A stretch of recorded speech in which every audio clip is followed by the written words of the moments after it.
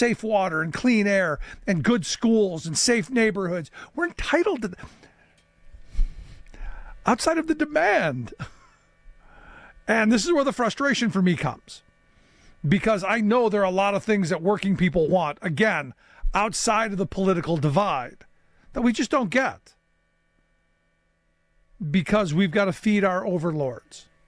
We've got to stoke the ego of Elon Musk. We've got to feed the Warren Buffetts. We've got to make sure that Wall Street is well taken care of. It seems, until we wake up, and maybe it's going to take that collapse. Maybe it's going to take that calamity, that chaos that Trump is bringing us. Maybe this is what we need for us to demand better from our government. Whatever's going to be left of it at the end of this term. Want to hear your thoughts? Email me, rick@thericksmithshow.com. Miss any portion of the program, grab the podcast, freespeech.org if you want to check out the video. It's been an interesting week thus far, and look, we're only a couple weeks into this Trump presidency. Getting worse. See you back here next time. You're listening to The Rick Smith Show.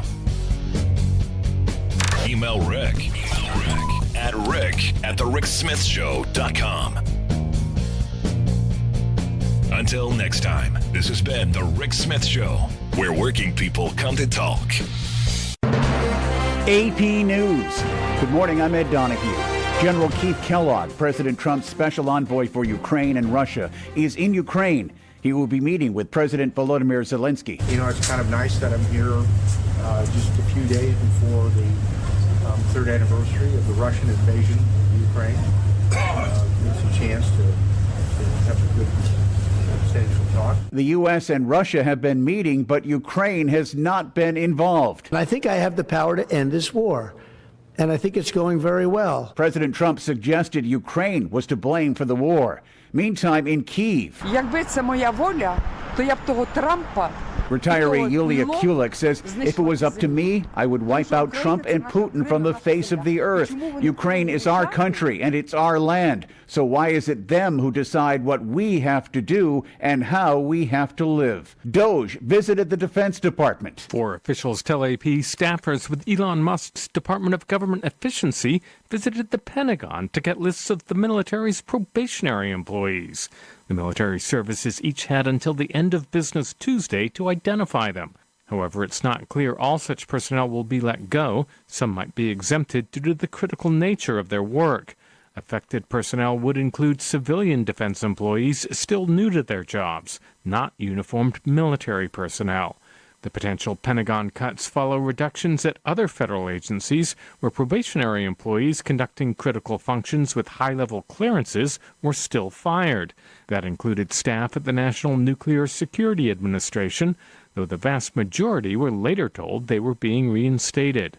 Ben Thomas, Washington. The Vatican says 88-year-old Pope Francis had a tranquil night, woke up and had breakfast, saying he was in good spirits. The Pope developed pneumonia in both lungs. This is AP News.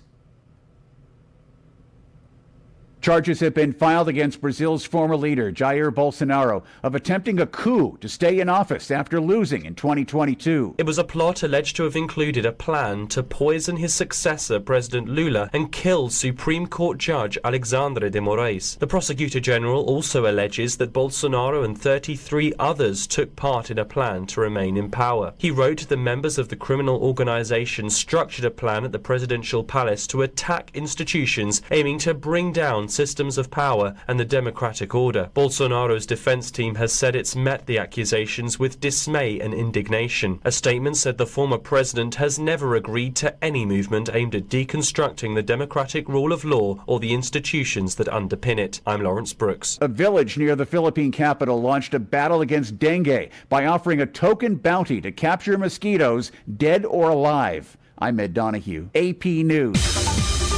This is 8:20 a.m. WCPT Willow Springs and streaming worldwide at WCPT820.com. We are Chicago's progressive talk, where facts matter. Now your WCPT 820 weather update. From the Weatherology Weather Center, I'm meteorologist Jennifer Wojcicki. We'll see a few spotty snow showers possible late today, otherwise cloudy skies, a high in the mid-teens. Winds out of the northwest around 5 to 10 miles per hour. Tonight, a slight chance for some snow, cloudy, a low near 5 above. By Thursday, sunshine, high around 22 degrees. Friday, mostly sunny and a high around 23. Saturday, sunshine, high around 30. That's your latest Chicago weather update. Currently, it's 7 above. Hey there, it's Carrie Joy with your Work Money Minute. Let's talk about FOMO being a no-go when it comes to investing and managing your money. FOMO, F-O-M-O, means fear of missing out. Now, FOMO isn't all bad. I've known a couple Taylor Swift fans who FOMO'd their way to face value tickets and avoided the $1,000 aftermarket, like me. But when it comes to investing, FOMO can be toxic. History is pretty clear about this. Chasing trends that you hear about on TikTok or investing in hot stocks is not going to pan out over time the way a diversified portfolio of index funds will. I want to check in on my investments a few times a year and let time and compound interest work their magic. Okay, folks, for more everyday money tips, check out workmoney.org. Till next time, this is Carrie Joy saying, take good care. Hey Google, play WCPT. Streaming Chicago's progressive talk from TuneIn.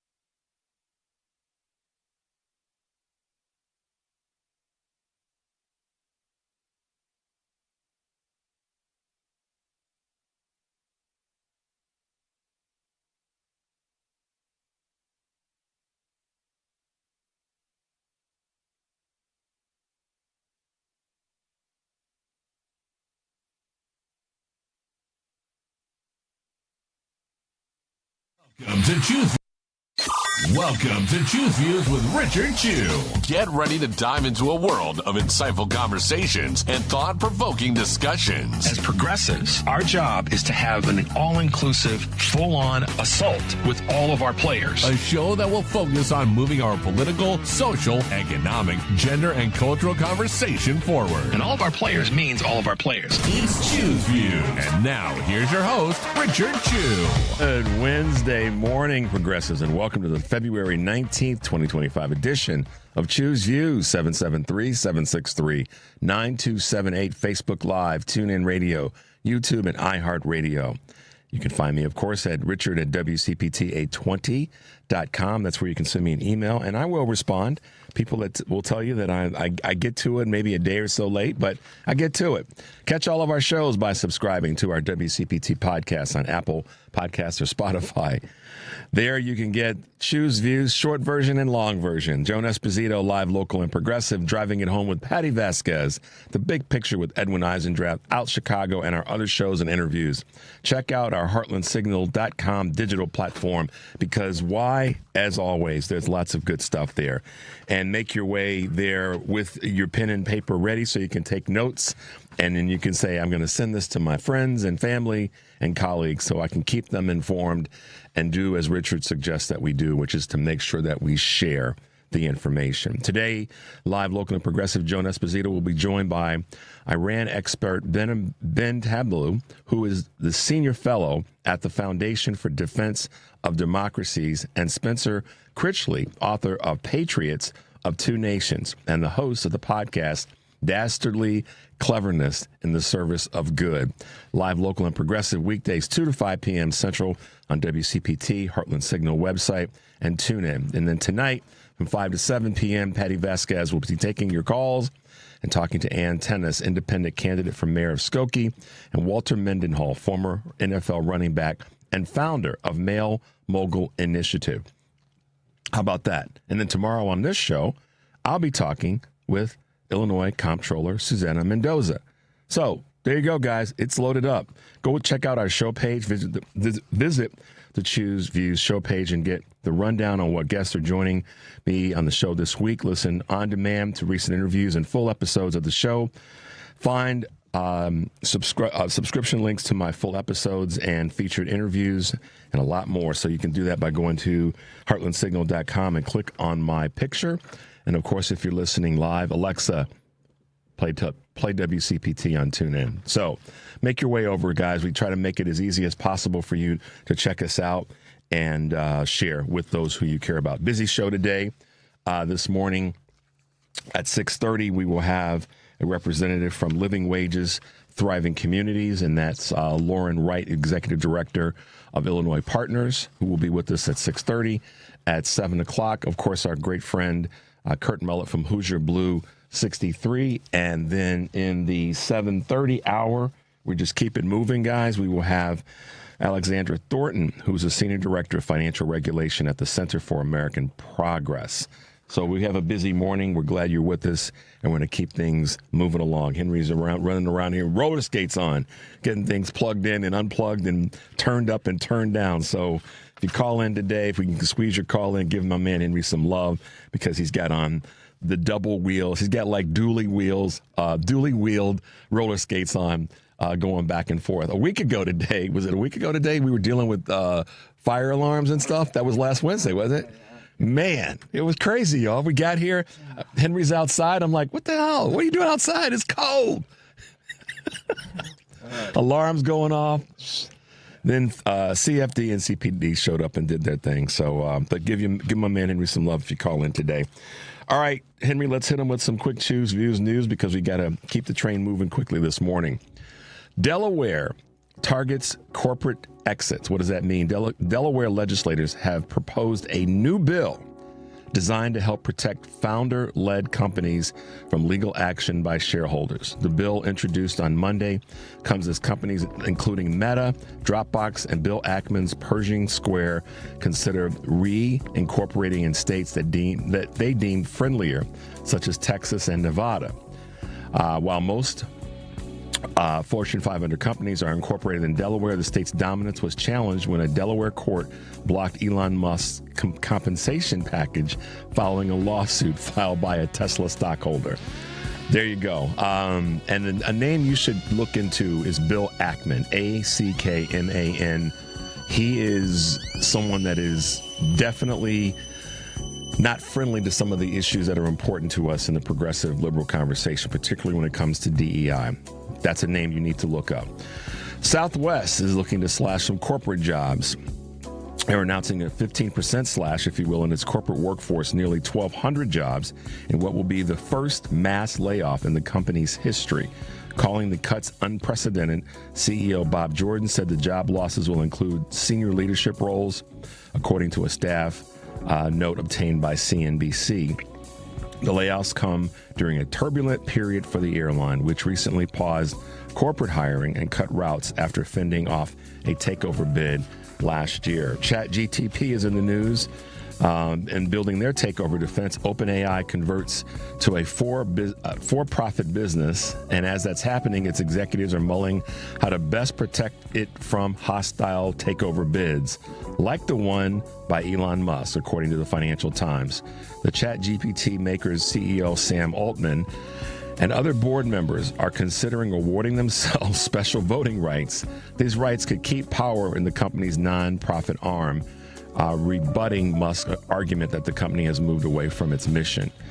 And I get why they're doing that. Multi-state floods, and this is one that we all have to pay attention to because we know someone that's either directly or indirectly being impacted by this. The powerful weekend storms that pummeled Kentucky and other states in that region in the South and the Mid-Atlantic are blamed for at least 14 deaths as of this writing last night. Tens of thousands of homes and businesses in the storm's path are still without power. CNN reported that these power outages are through that entire region, and Kentucky Governor Andy Beshear and officials have performed more than 1,000 rescues over the weekend. So they're also bracing for another storm this coming week. So guys, fingers crossed, and reach out to people that you might know in that region, in that area, that are dealing with some of these terrible floods. So fingers crossed, y'all, and reach out to the folks you might know.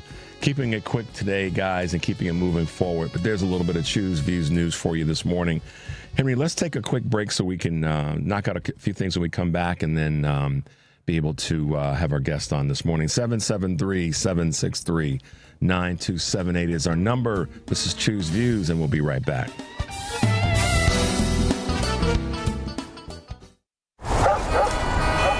Do you hear that? Asthma triggers are everywhere, from dust mites, pet dander, and pollen, to smog and smoke. An asthma attack can strike anywhere, anytime. Be prepared with quick-acting Primatene Mist. Clinically proven to open airways quickly. It's the #1 FDA-approved asthma inhaler available over the counter. Primatene Mist. Breathe easy again. Use as directed. Sponsored by Armstrong Pharmaceuticals. Hey Google, play WCPT. Streaming Chicago's progressive talk from TuneIn. It's Choose Views with Richard Chew on WCPT 820, where facts matter. Okay, guys, welcome back to Choose Views, 773-763-9278. So yesterday, as we were wrapping up the show, I said there were a couple things I wanted to keep my promise on that we would chat about this morning. And one of those is the conversation around what's happening in New York, specifically Mayor Adams and Governor Hochul. Now, why am I leading out with this today? One, because I said yesterday we'd talk about this today. So if you may or may not know this, but Eric Adams, the mayor of New York City, was indicted for, just broadly speaking, corruption, to keep the words there rather than get into the legal ease of all the details. And in the process, that so much was discovered, and then the actions of the administration, the federal administration, the Trump administration, and Tom Homan. You guys may have seen this interview that Eric Adams did, where he sat there grinning like a fool between the couple of Fox host people and Tom Homan. And basically, he prostrated himself on air and let Tom Homan trash talk about if he didn't come through for us on the deal we just cut with him, that he was going to put the proverbial foot in his backside. And he said it on air. You guys can check it out yourselves, but that was on Fox.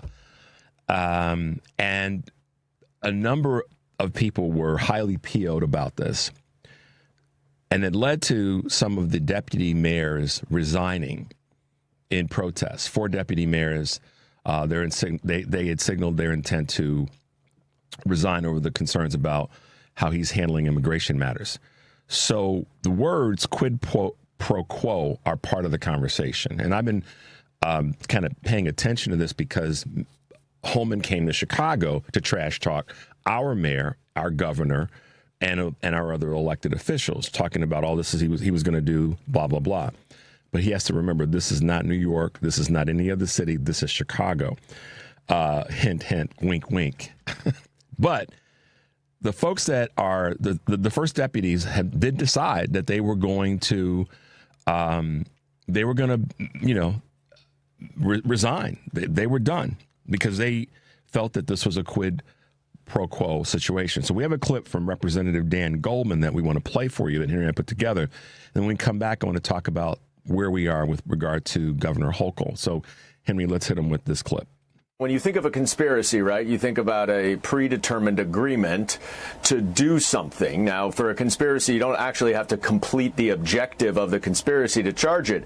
But what we saw on Friday morning was the completion, was the confirmation of the agreement that Eric Adams would provide assistance to Donald Trump's immigration policies in return for having his case dropped. And lest you think that Adams is free not to follow Trump's orders, this extraordinary agreement allows the DOJ to recharge Eric Adams in November based in part on whether or not he cooperates with Trump. It is an outright extortion.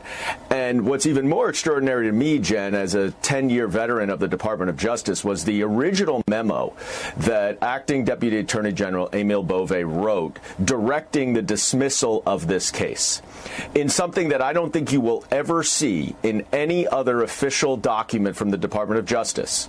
He said that the charging decision that he was directing was specifically not based on the evidence and not based on the law.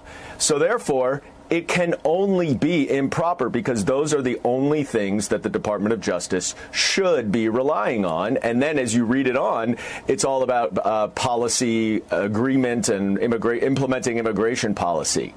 It's so out of bounds that you saw 7 prosecutors resign because they knew Republicans, Federalist Society members, Scalia clerks, Roberts clerks, because they know that this is way outside the bounds of the Department of Justice. It's I think the most significant event since the Saturday Night Massacre in the Department of Justice. So as I was talking actually with my wife about this, and in my own kind of followings and writings on this topic, when folks step down out of positions like that, they're sending a message. The challenge with that is with the Department of Justice, particularly in New York. My concern is that the folks that fill in, that get filled in, that get appointed and, go through the rigors may end up being worse prosecutors when it comes to taking care of things for the future. That's my concern. So I appreciate the message that they're sending by saying we're done to that extent. But at the same time, this is an ongoing story. This is going to be an ongoing conversation because of the fact that it touches the conversation that we all have been concerned about. And yesterday's guest, Frank Aguilar, talked about this, the conversation around deportation. This is a clear attempt by the Trump administration to manipulate an official, an elected official in a jurisdiction so that they can come in and implement and enforce their, chaos when it comes to deportation and rounding people up. So this is one of those moments where our system has to, it may bend, but it can't break. And we'll see how this plays out.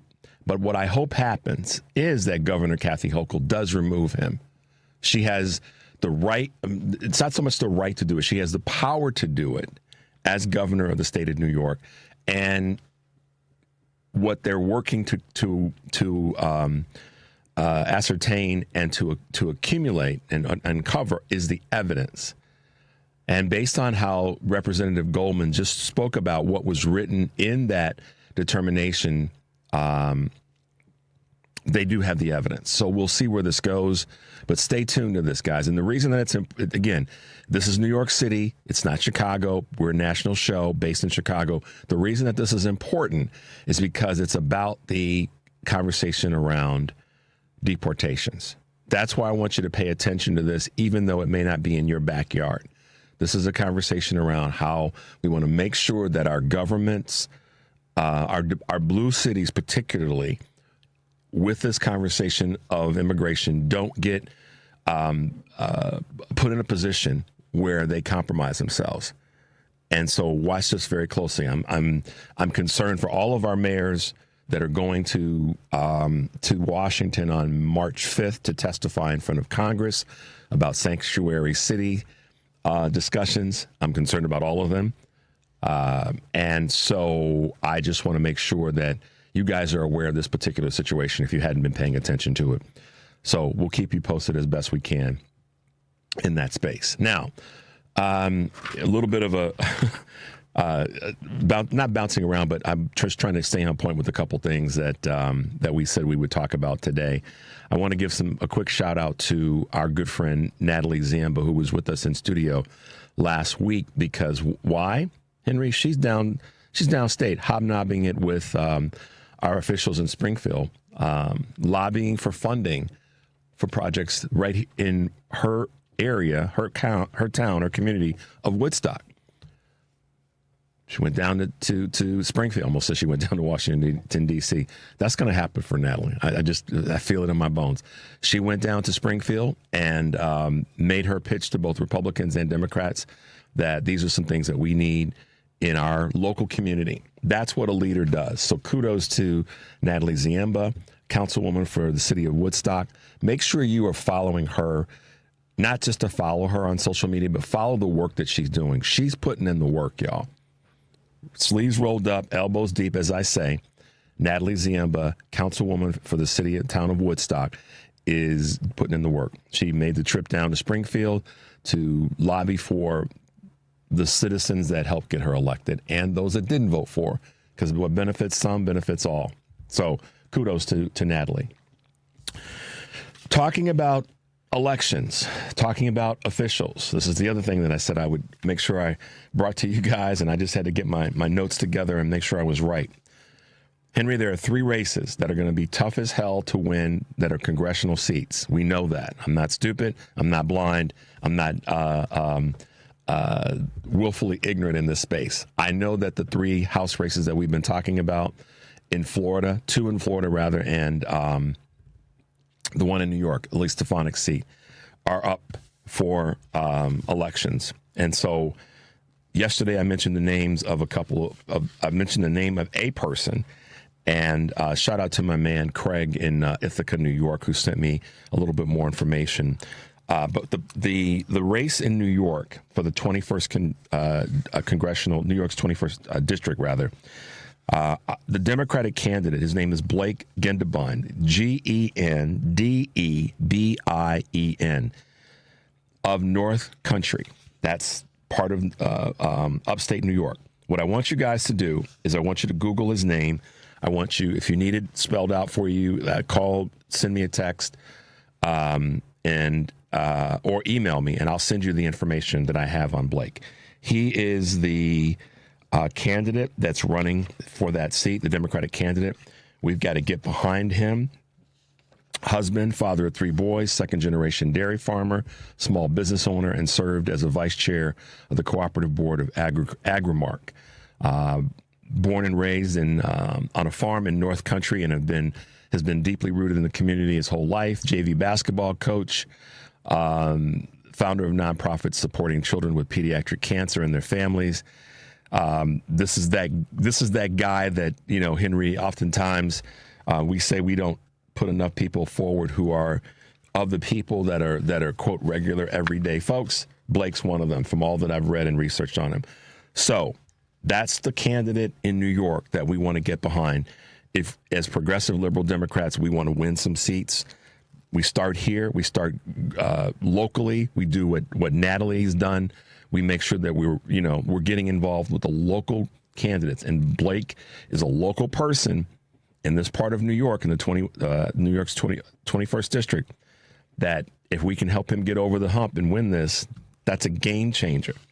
It's part of the bigger conversation, though, in terms of what's happening down in Florida. The 2 seats down in Florida, Florida's District 1, our candidate, her name is Gay Valimont. Gay, G-A-Y is her first name. Valimont is her second name, or is her last name. V as in Victor, A-L-I-M-O-N-T. Gail Valimont.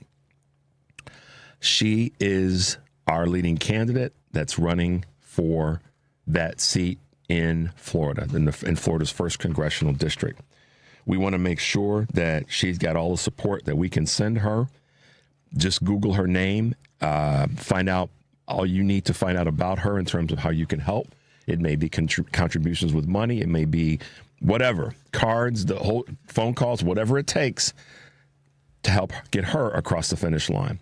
Josh Weil, who's running in the Florida 6th congressional district, he's our candidate in that race.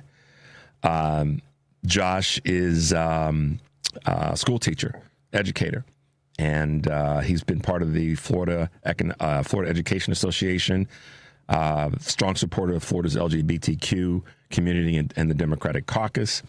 Both of these folks are highly qualified to be in these seats. So what we have to do is make sure that we support them. So in Florida, I'll give these to you again real quickly. We have Joshua Weil, W-E-I-L, running in the 6th District in Florida. And we have Gay Valmont, V-A-L-M-O-N-T, running in Florida's district, 1st District. These are our 2 Democratic candidates down in Florida. Let's get behind them. I will bring those names up weekly. These elections are April 1st, so we've got time to help them in every manner possible. And then in New York is Blake Gendebine, and he's running in New York's 21st District. So, guys, let's get behind these folks. These 3 seats, I have to be optimistic. If we were to win these 3 seats, it changes. This is how important it is, guys. This is how important it is. And I'm not being unrealistic. I know these are going to be tough races. If we were to win these 3 seats, that will be that'll be the fire hose we need to put out some of the fire coming from the administration. It literally will be 3 seats, which should be a game changer, because then Hakeem Jeffries becomes Speaker of the House, more than likely. And we take over the House of Representatives. That puts a major, major blockade in terms of the things that we've all been talking about that the administration is doing. It allows us to then have the power to pull in, provided we keep our caucus in line, the power to pull in people who are trying to destroy things, i.e. Elon Musk, into Congress for hearings and testimony. It allows us to control the purse strings and make it known so that Donald Trump can't run roughshod. It literally does. You realize this, Henry knows this because Henry paid attention in civics class. It allows us to impeach Donald Trump. Doesn't mean Senate's going to sign off on it, but it allows us to put forward that. It ties up his garbage. So if you're so listen, guys, the reason I'm passionate about this morning, and I wanted to keep my commitment to talk about it and bring the names to you, if you've been concerned and nervous and worried and all the other things that I know many of us have been since this election, if that's been where you are, this is a thing you can do to affect that. It literally is. You guys understand that? That's how much of a change it can be. That gives you something to do. So, just putting that out there for you guys to know. We're going to take a quick break. The number is 773-763-9278. This is Choose Views, and we'll be right back.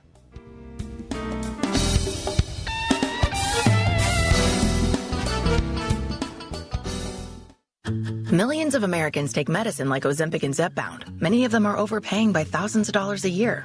These GLP-1 medications for diabetes, weight loss, and more may not always be covered by your insurance, but GoodRx can help. GoodRx helps you save every month on prescriptions at over 70,000 pharmacies nationwide. Best of all, it's free to use. Check GoodRx to save on GLP-1s. Just go to GoodRx.com/GLP. That's GoodRx.com/GLP. GoodRx is not insurance, but can be used instead of insurance, including Medicare and other federal and state-funded programs. You're listening to WCPT 820. Here's the latest Chicago weather update. From the Weatherology Weather Center, I'm meteorologist Jennifer Wojcicki. We'll see a few spotty snow showers possible late today, otherwise cloudy skies, a high in the mid-teens. Winds out of the northwest around 5 to 10 miles per hour. Tonight, a slight chance for some snow, cloudy, a low near 5 above. By Thursday, sunshine, high around 22 degrees. Friday, mostly sunny and a high around 23. Saturday, sunshine, high around 30. That's your latest Chicago weather update. Currently, it's 7 above. WCPT 820, Chicago's progressive talk, where facts matter. You're listening to Choose Views with Richard Chu on WCPT 820, Chicago's progressive talk. Hey, guys, welcome back to Choose Views, 773-763-9278. We'll keep moving along as we wait for our guests to reach out to us. So, listen, I've gotten a couple comments already about this thing with Governor Hochul removing Mayor Adams in New York. one of the comments that I've gotten is it would seem racist for a white governor to remove a black mayor. No, it's not. I'm sorry, y'all. Anybody that thinks that, I'm sorry. I don't agree with you, and let me tell you why I don't agree with you. You can have your opinion about it, but I'm going to disagree with you, and we don't have to agree to disagree. I'm just going to flat out disagree. Black folks, I'm going to speak for black folks. Black people don't want a bad representative no matter what their skin color is. And if they happen to be black and they get removed by a white person because of what they did, then black folks ain't got a problem with that. I can tell you, because we deal with the other side of that, which is he's a DEI mayor. So when someone says something like that to me, I look at it and go, well, the other side, there's another side of it. And let me be honest with you. When a white person says something like that to me, particularly, there are a few things, Henry, that will get the dander up. And one of them is when a white person tells me how I should think as a black person. It doesn't fly well with me. I remember a few years ago, I was at my health club, and a person was talking about how black parents should be doing different things with their children when it comes to education and blah, blah, blah. And I, had to really just, bite my tongue. I overheard this conversation. And since it wasn't one that was that I was a part of, I made a point of saying, okay, move on and just don't engage in this situation. But if a white governor removes a black mayor, it's not racist if the person that got removed for behavior that justified it. And so to that end, if he compromised himself, if he did something wrong, and then the reason that they are walking away from this case is not because of let me put it this way: if they're walking away from this case because of the way that the Justice Department, I'm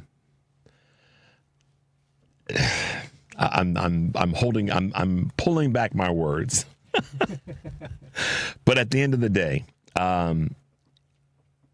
if he compromised himself with the federal government, Henry, and they stop this investigation, they stop this case, and it's in any way tied to giving the Trump administration access, then he's got to go. Because there's millions of lives that are going to be put at risk potentially because of that. I'm not down with that. As an American, I'm not down with that. And as a black American, I'm even further not down with that. Okay. In any event, that's where we'll land on that, and we'll leave that alone for now. Well, we got a couple calls, so let's take some calls real quick, Henry. Let's go to John, I believe here in Chicago. Hey, John. Good morning. Welcome to Choose Views. Good morning, Richard. How you doing? I'm good, man. What's going on? I got two things I want to talk about. One thing is, why isn't Hakeem Jeffrey or Mr. Schumer screaming and yelling, saying that Elon Musk is not a congressional hire, that he didn't go through the thing like they did with Jack Smith? Why? Why aren't they saying that? I wish I had an answer for you, John, but let me tell you one thing. First of all, thanks for your contribution. But also, I agree listen, if it were me, I'd be having a press conference every day, twice a day, with regard to Elon Musk. Every single day, I would be demanding that he gets dragged in front of Congress, be damned the numbers, and making certain. And here's how I would position it, John. I would say to congressional leaders that are Republicans, do you realize that what Elon Musk is doing is hurting your constituency, your voters? I would say to them every day, I would say that in front of a camera. And frankly, what the DNC should be advocating for, the leaders of the DNC, is that Schumer and Jeffries hold press conferences at the same time to show a united front. It is one of my issues right now. I'm with you, John. I'm not just Hakeem Jeffries, but Schumer and Jeffries, and I love the work that they're doing, but they need to be in front of a doggone mic every single day, demanding that Elon Musk be removed or minimally brought in front of Congress. And thank you for that. But my second point is, why aren't they saying that DEI stuff that Trump is saying all is BS. You live in public housing, Mr. Trump. Slaves built that house, didn't they? So what the hell is your problem? Excuse us for swearing, but what the heck is your problem? I got John. I listen, man. I feel your passion. There's a lot of things that I don't say, but I know where you're coming from on that. Yeah, I mean, talk about living in public housing or housing that was built by enslaved folks. Absolutely. I'm gonna that part there. Let's lean into this, John. Let's force them to stop saying DEI and start using the words. As so many people have sent to me and said to me, diversity, equity, and inclusion. You're saying you're not for diversity, equity, inclusion. Make them say it. Make all the news people say it. That's for me where we should be in that conversation. But I'm going to come back to your first point, which is something we can demand. Is that minority leaders Schumer and Jeffries need to be in front of the camera every single day, yelling, screaming, demanding that Musk and all of his little kittens be brought in front of Congress. No questions asked. And they should reach out to the Republicans, too, say, hey, you guys are losing your jobs, too. You guys voted for this? Right. Did you really vote for this? Yeah, I mean, you may have heard me say this yesterday, John, that 83% of federal employees don't work in Washington, D.C. They work in communities like the Chicago metropolitan area, the states of New Mexico and Alabama and Mississippi and Texas and Florida and on and on and on. So, and especially in Speaker House Johnson's area, too. They probably work there, too. They do. There's no question about it, John, and you're right on point. You're absolutely right on point, man. I appreciate your call this morning, John. You sound like you're driving, so if you are, be careful out there today. Yes. Thank you. Be careful, too. Have a safe weekend, too. All right. Appreciate you, John. All right. Let's go to Maurice. Maurice, good morning. Welcome to Choose Views. Good morning. I remember Charles Rangel and Nancy Pelosi kicked him to the curb. So it is a white woman doing a black man wrong again in the public sphere. And if you want to know the truth about the DEI, and there's another one term they used to call it minority set aside program, it was always the white woman that benefited from it. So I do believe and see as a white woman and do a black man again, because they shouldn't have done Charles Rangel the way they did him. As a pioneer and a great congressman, man, he was. So I have a question. Nobody's perfect. Well, true. There's no disagreeing with that. Well, it seems like you guys forget that. And that's what Malcolm talked about, that elite progressive that you side with. Let me ask you a question. On full display. Maurice, let me ask you a question. I'm going to ask you a question, so take a breath. Are you saying, I'll do this in reverse order. Are you saying... you interrupted me while I was talking. Maurice, hold on a second. I'll keep interrupting you because it's our show. It's not yours. You're a caller to the show. You're a guest, and I'm welcoming you, but I want to ask you a question. Now, if I can't ask you a question, call's over. You decide. I'm ready. Okay. So, I'm not an elite anything, period. So, and I'm not associating myself with eliteness other than trying to do an elite job with our show. I said, and I'll say this too, if it were a black woman that were in the role of a governor and a mayor in the city in her state was caught or accused of doing something that's been highly evidenced as wrong, then the same thing should happen. So I'm not looking at it in this particular case. And I oftentimes put a magnifying glass, a big one, on racial issues. You will see me out in front talking about them.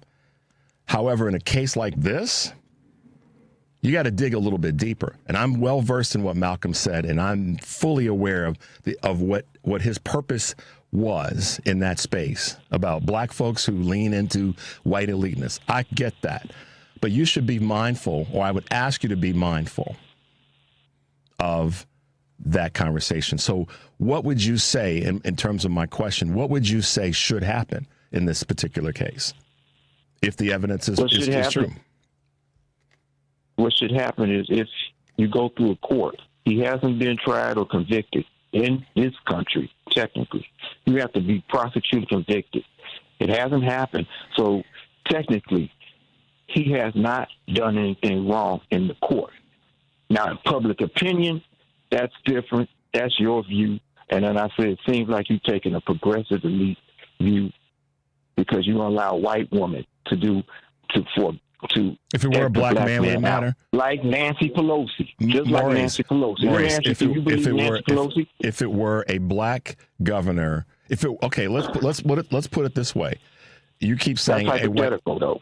Okay, so it is a white. All right, fine. We won't. Now you're doing hypothetical. We won't play the hypothetical game. It's a white woman. Let's do reality. It's a white woman, and it is a black man, and I'm a black man, and I'm telling you that the rationale behind it is because of the deal that he made with the Trump administration. That's what Governor. She's not questioning what happened with regard to his indictment.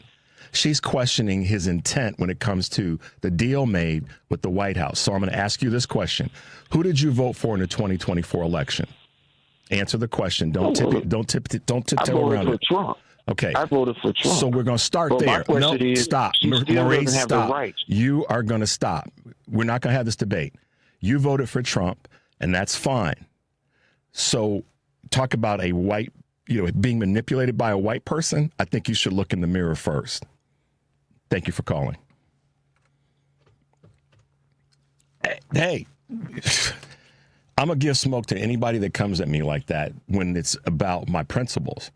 In this particular case, she is not going after him because of his the items that he got indicted for his behavior. She's going after him because of the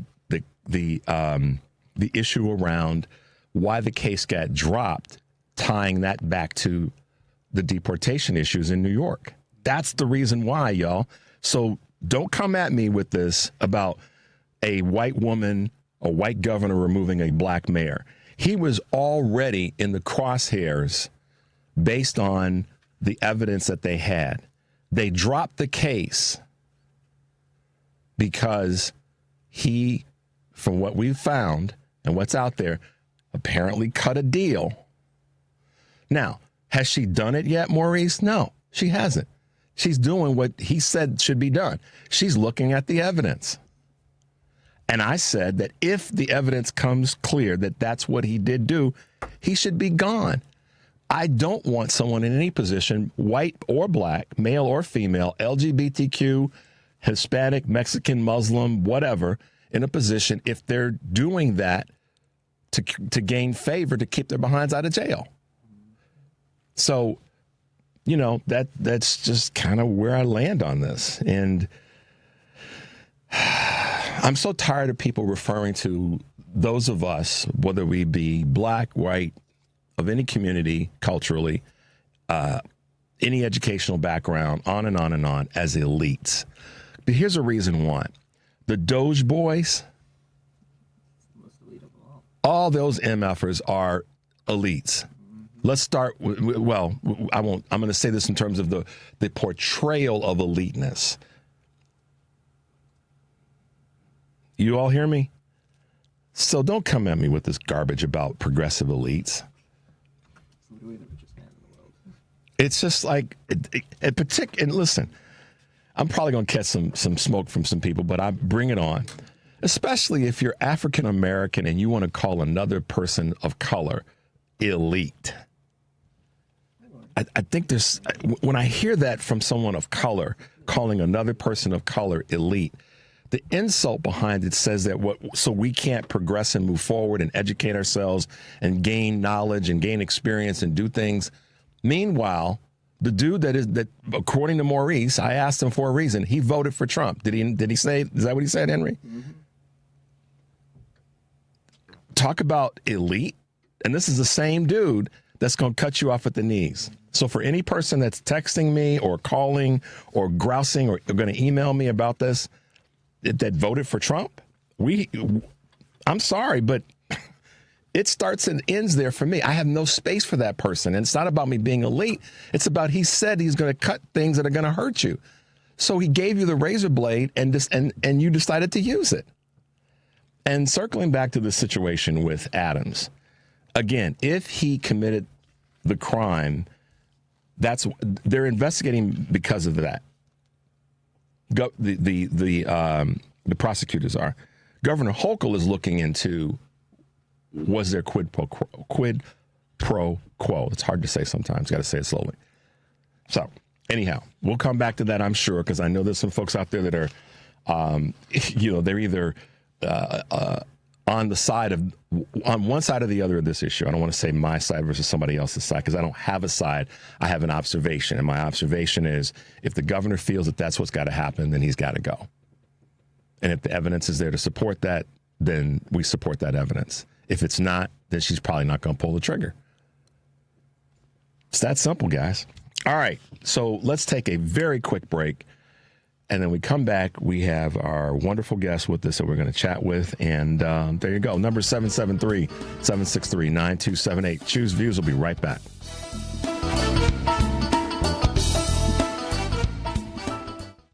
In a new Porsche, performance, style, and class come together to elevate every drive. Come find your new Porsche from the Porsche Exchange in Highland Park today. Stop in to test drive the latest models, including a new 2025 Porsche Cayenne. And right now, lease a new 2025 Macan for $899 a month for 39 months. Visit the Porsche Exchange in Highland Park or PorscheExchange.com. 8729 to its signing. Excludes tax, title, license, and dock fee. No security deposit required. Expires 2/28/25. Do you hear that? Asthma triggers are everywhere, from dust mites, pet dander, and pollen, to smog and smoke. An asthma attack can strike anywhere, anytime. Be prepared with quick-acting Primatene Mist. Clinically proven to open airways quickly. It's the #1 FDA-approved asthma inhaler available over the counter. Primatene Mist. Breathe easy again. Use as directed. Sponsored by Armstrong Pharmaceuticals. Hey, looking for a winning team on a winning station? You found it right here on WCPT 820 AM. Join the marvelous one, Dan Marver, the palacious one, Paul Shivari, Sports on the Couches, Mike Mercado, and yours truly, Devin Tingle, every Sunday at 9 p.m. for the Sports Cubicle, where the inmates run the asylum, and the boss, well, they yell at us on Monday morning because we're working overtime. Looking for your late night dose of sports talk radio? We're here. Join us on the Sports Cubicle Sunday nights at 9 p.m. This is WCPT 820, where facts matter. Welcome back to Choose Views with Richard Chew on WCPT 820, Chicago's Progressive Talk. Hey guys, welcome back to Choose Views. 773-763-9278. Yeah, every now and again it'll get heated, and I touch a nerve. That's what tends to happen. At least people are awake. So there you go. All right, let's take a moment and talk about something that is impactful and important to so many of us, and that's making sure that our communities are thriving, particularly when it comes to economics and pay. And with us this morning is Executive Director of Illinois Partners, and that would be none other than Lauren Wright. Good morning, Lauren, and welcome to the show. Good morning. Thank you so much for having me. Oh, thanks for being with us this morning. Don't worry, you and I aren't going to get heated this morning. No, I think we're pretty aligned. I think we are. Sure. I think we are. Well, Lauren, thank you for being with us this morning. And I know that with the work that you guys have been doing, let me back up this first. A lot of people don't know about your organization and what you've been doing and how hard you've been working with some of our state representatives when it comes to just folks getting treated better in terms of their economic stature in the state of Illinois. Talk a little bit about Illinois Partners and your role with Illinois Partners. Absolutely. So Illinois Partners for Human Service is a coalition of about 850 health and human service organizations across the entire state of Illinois. And I think when people hear the word human services, they're not really sure what that means. But that's every type of service you can think of that promotes community well-being. So everything from child care, caregivers for older adults, and all different types of care across the lifespan. And so what Illinois Partners has been doing has been working with our state representatives to make sure that human services are appropriately funded every year. And we are launching a campaign called Living Wages, Thriving Communities, which is advocating for increased state funding for human services and pushing specifically for wage increases for human service workers in Illinois. it's a big job, and I know that one of the biggest pushbacks when it comes to increasing wages is that we always hear companies, oftentimes I should say, hear companies say, well, we can't pay more because if we increase the pay to a certain dollar amount, that's going to cut into our company's profits and ability to stay viable and operate. But you're not talking about that. You're talking about a living wage, right? Yes, absolutely. And I think there's a misconception that human service organizations can just, are the same as companies and they can just raise their pay, but they're often nonprofit, not-for-profit organizations, and they rely on state contracts to actually do their work. And the state is determining what those investments look like. And so the onus really is on the state of Illinois to make sure that our workers make a living wages and that they're not qualifying for public benefits and that they're actually able to make ends meet. And right now that while there's been improvement over the past few years, it's not most human service workers are not making a living wage. Yeah, and so not a silly question, but one that may be common sense. What have been the blocks to this? I mean, it seems common sense. Maybe I'll position it this way, Lauren. It would seem that it would be common sense that folks who are right on the firing line, so to speak, that it should be an automatic that this is something we shouldn't have to debate about and shouldn't have to go through too much legislative, hand wringing, right? Right. It should be. But I think there's and has been a sort of structural underinvestment in human services over time. And I think it is directly connected to people thinking that human services don't necessarily matter to them. And while we have a really, I think, supportive state legislature on the whole, budget pressures in the state of Illinois are pervasive. We've lived through a lot of difficult budget situations, including the budget impasse a few years back. And so in the end, when push comes to shove, we see that human services are one of the first areas that gets cut when times are hard, and that's something that we're trying to change and we're trying to rectify with this campaign. In this work that you're doing, you do have some representative support, specifically Representative Dagmara Avelar. Talk a little bit about how that relationship and just what's going on there. Yeah, we actually are really lucky to have incredible support in the state legislature. So Representative Dagmara Avelar is actually the one who came up with the name of this campaign, and she's such an incredible advocate for human services. She knows what this is like because she worked on the front lines in human services and has been an advocate.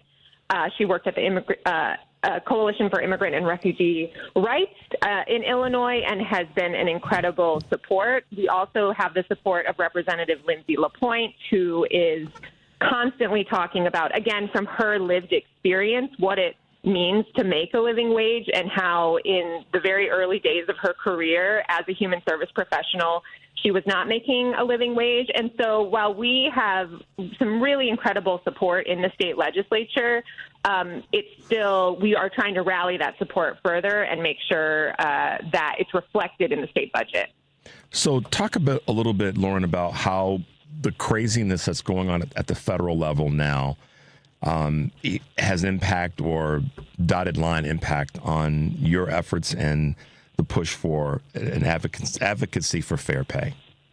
Absolutely. Well, it makes this push all the more important, right? Because the intentional chaos at the federal level, it is absolutely impacting human service organizations in Illinois, many of whom also have federal contracts or who get pass-through funding from the state of Illinois. So fortifying Illinois, making sure that our state budget covers the services that we know are essential for thriving communities is going to be all the more important as we continue to navigate the chaos of the current administration.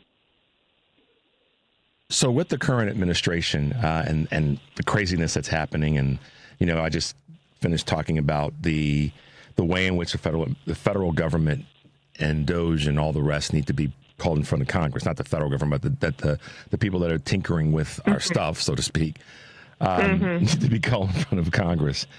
You guys are basically you've got an event next Wednesday. Is it? Am I correct? Down in Springfield. Tell us a little bit about that in terms of the rally. Yes, so we are really excited. We're having a rally in Springfield on February 26th. We have over 100 frontline health and human service workers, human service organizations. We have legislators who are going to be featured, and we are going to be pushing the state to invest in the well-being of all Illinoisans by fairly funding the health and human services workforce. So what we're asking for is increased funding to human services year over year. So we want to see increased funding to human services in the fiscal year 26 state budget, as well as investing in human service professional loan repayment assistance and supporting the Human Service Equitable Pay Act. So no cuts, obviously, at a bare minimum, no cuts. And I think we know that saying no cuts is something that we've had to do over the years, particularly in difficult budget years. But we also know that flat funding, due to the cost of increase in doing business with the state and just across our society, we know that flat funding equates to cuts, which is why we're asking for an increase in funding. Yeah, it's kind of like it's an inflation conversation to some extent, and that if the cost of goods and the cost of doing business are going up, then the compensation should be commensurate with that. Exactly. So flat. Exactly. I mean, at least no cuts, but optimistically, let's have the upside of an increase so that we at least stay on pace with inflation and the cost of living. Mm-hmm. So, Lauren, I mean, we're going to have you back because you've got an event next week, and then our timing is tight today because of our breaks and all that, because I do want to definitely have you back, maybe the week following next week's rally, to talk about how the rally went and then some of the things that you're pushing for. So I really hope that we can have you back in the next week to 10 days time, if that's possible. That would be great. And if folks want to get involved, they can visit livingwageil.org, where they can endorse the campaign or share their story if they're a frontline worker. I was just, you're a mind reader, so I AP News. Good morning, I'm Ed Donahue.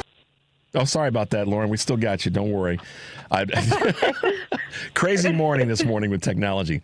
Lauren, we will have you back in the next week to 10 days time after your event. But for now, if you could repeat the way in which folks can find you. Yeah, absolutely. So just go to livingwageil.org, and that's where you can read more about the campaign, endorse the campaign, as well as share your story if you're a frontline human service worker. Fantastic. Lauren Wright, thank you for being with us. We will get you plugged in again after the rally so we can talk about how things went, but we appreciate you being with us for a bit this morning. Thank you so much for having me. We'll talk with you real soon. Yep. All right. Bye. Bye now. All right. Now we can go to our break. 773-763-9278. This is Choose Views, and we'll be right back. Imagine all the things you dream of under one roof. You're thinking of eBay. Fashion, collectibles, car parts, it's all there. Go find the thing that keeps you up at night. eBay. Things people love.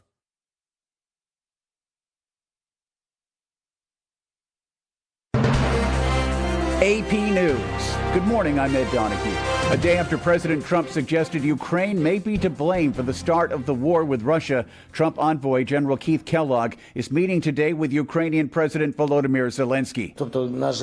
Zelensky says, unfortunately, President Trump, with great respect for him as a leader of the people, which we respect very much, the American people who constantly support us, unfortunately lives in this disinformation space. Talks were held between the U.S. and Russia, but no one from Ukraine was there. Zelensky is looking at other options than help from the U.S. Is Europe ready?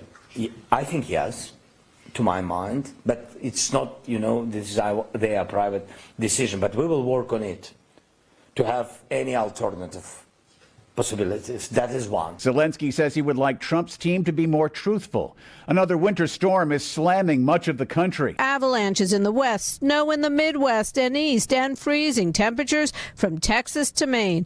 National Weather Service meteorologist Andrew Orison. We have temperatures up across the northern plains region that are on the order of minus 30 to minus 40 degrees. He says it's a pretty significant winter storm. Some of the areas that it's impacting where they don't necessarily see a lot of snow per year, in particular, like Southeast Virginia, looking at 6 to 10 inches of snowfall. Orison says 100 million people around the country are being affected by the Arctic air. I'm Julie Walker. A new AP Nork Center poll shows confidence in air travel, and the federal agencies tasked with maintaining air safety has slipped a little from last year following a recent crash in Washington, but most still believe air transportation is generally safe. An Israeli official says Prime Minister Benjamin Netanyahu appointed a close confidant to lead negotiations for a second stage of the ceasefire with Hamas. This is AP News. Financier Howard Lutnick has been confirmed by the Senate as Commerce Secretary. Lutnick was CEO at the investment firm Cantor Fitzgerald when its offices were hit in the September 11th attack on the World Trade Center. The firm lost 2/3 of its employees, including Lutnick's brother. At the Commerce Department, Lutnick will oversee 50,000 employees, but Lutnick is likely to spend most of his time as one of the Trump administration's top trade negotiators, managing President Donald Trump's plans to impose import taxes on U.S. trading partners. Donna Warder, Washington. Marine experts have given up hope of rescuing more than 150 false killer whales that stranded on a remote beach on Australia's island state of Tasmania. Unfavorable ocean and weather conditions prevented the whales from being rescued. The survivors will be euthanized. I'm Ed Donahue, AP News. This is 820 AM, WCPT Willow Springs, and streaming worldwide at WCPT820.com. We are Chicago's progressive talk, where facts matter. Now, your WCPT 820 weather update. From the Weatherology Weather Center, I'm meteorologist Jennifer Wojcicki. We'll see a few spotty snow showers possible late today, otherwise cloudy skies, a high in the mid-teens. Winds out of the northwest around 5 to 10 miles per hour. Tonight, a slight chance for some snow, cloudy, a low near 5 above. By Thursday, sunshine, high around 22 degrees. Friday, mostly sunny and a high around 23. Saturday, sunshine, high around 30. That's your latest Chicago weather update. Currently, it's 7 above. It's the biggest savings event of the year. Menards' 11% rebate sale is here. Save big money on everything you need for any project. We've got something for everyone. Homeowners, contractors, DIYers, the kids, and even grandma. Get an 11% rebate on everything at Menards. Save big money at Menards. 11% mail-in rebate is a merchandise credit check. Good on future in-store purchases. See menards.com for details. You're listening to WCPT 820, because facts matter. Welcome back to Choose Views with Richard Chu on WCPT 820 AM, where facts matter. Take it away, Richard. Hey guys, welcome back to Choose Views, 773-763-9278. Henry and I had our feet on the cords and the plugs and everything, so sorry we had a little bit of a glitch there, baby glitch. And thanks to Lauren Wright for being with us this morning. They have an event next Wednesday down in Springfield where they're going to be having a rally that will gather at the Capitol Rotunda in Springfield. So if you are a believer in living wages and that human services, like any other group, should be compensated fairly and with a living wage, then this is a group that you want to get behind. The reason I wanted to have her on the show this morning is because of the event that they have next week, and just trying to stay in line with some of the local issues that are national issues. Living wages for any human service workers here in the state of Illinois or across the country are important for us to be aware of. So thanks to Lauren for being on the show. We will have her back, as I said, to talk about the event and some of the other work that they're doing going forward. As always, we want you guys to do what? Go over to heartlandsignal.com, our digital platform. Check out our articles and posts. Yesterday, a very, very great article by Jennifer Schultz. She talks about, in an opinion piece, Democrats should fight back with an aggressive, fact-based counter-narrative every single day. Does that sound like anybody you know, Henry, that's been talking about Democrats being in front of the mic every single day? It's a great article. You want to check this one out and pass it on, because it's a little bit of a playbook that harkens back to what the Democratic leaders did, starting with J.B. Pritzker right here in Illinois, to push back against what garbage was coming out of the Trump administration during COVID. So it's a great article, and you guys want to check that one out. Also, I tell you, the cravenness of the Republicans is palpable. We have a Heartland Signal on X piece that you guys want to check out. North Dakota State Representative Bill Tveet introduces HCR 3013. What is that? It's a resolution asking the Supreme Court to overturn the decision known as Obergefell, the decision that legalized gay marriage nationally. He says this is a crucial step to taking back our country, our culture, and our communities, and saying that Justices Kagan and Ginsburg, late Ginsburg, should have been forced to recuse because they officiated same-sex weddings and supported LGBTQ rights. Okay, well, if that's the case, Bill, then all the Republican governors, members of SCOTUS should be gone, starting with Clarence. For the folks out there that are hating on me because I want to see folks get removed because of my elitism as a black person or a progressive, Clarence should be gone, irrespective of what costume he's wearing. So should, frankly, Roberts, because he sat in pretty tight with the boys and girls back during the 2020 election. I'm sorry, the 2000 election with Bush v. Gore. Talk about hypocrisy. And Amy Coney Barrett should not even be close to making any decisions on a woman's right to choose. Y'all gonna be upset with me today because I'm going after people. It sounds like I'm going after because of their culture or their gender. I'm not. I'm going after their decisions. All right. So make your way over to Heartland Signal on X. I'm sorry, heartlandsignal.com, and check out our Heartland Signal on X pieces there, and also check out Jennifer's article. Jennifer Schulze writes a great opinion piece. Democrats should fight back with an aggressive, fact-based counter-narrative every single day. Doggone right. All right, Henry. What a morning, y'all. As always on Wednesdays, we have the pleasure, the luxury, the joy of talking with my man, Kurt Mullet from Hoosier Blue 63. Good morning, Kurt. Welcome to the show. Good morning, Richard. Good morning, Ann. Hey, how you doing, elitist? I'm privileged to be in your presence. Oh, my gosh. Wow. And you're fighting stupidity, man. That's what you're fighting, okay? That's what we're speaking up against. It doesn't matter what color their skin is or their ethnicity. It's stupidity. Jeez. Wow. Man, I couldn't do what you do. I couldn't. No, you can. How you keep your cool with dudes like that is just, I have so much respect for you because I wouldn't be able to do that. But hey, that's well. The choice is this, Kurt. And thank you for saying that. First and foremost, I appreciate you saying that. But it leads to a bigger conversation, and that is. We have to keep our cool, but we have to also be prepared to dress people down, because listen, I'm not making this about me, but he came after me, and he came after, in some ways, a belief system, and that is, I'm like, listen, who did you vote for? Let's cut to the chase. Let's not tap dance around this, and that's what I believe. And again, I'm saying this humbly to y'all. That's how we have to deal with these folks. When they start coming at you, any of us, irrespective of our demographic, Kurt, my Caucasian brother in Central Indiana, if they come after you, one of the first questions, or Natalie, or anybody else, any place in the country that's listening to our show and our broadcast, be prepared when they come after you with some garbage to ask them, as I've said before, a couple of very pointed questions. Who did you vote for? Let's start there. Before you start getting in my grill about it, I want to know who you voted for. And put it back on them. Not that you don't know that answer, because you already know that answer. It's just to get them to admit to the fact that they did that. And then I respond with, how embarrassing.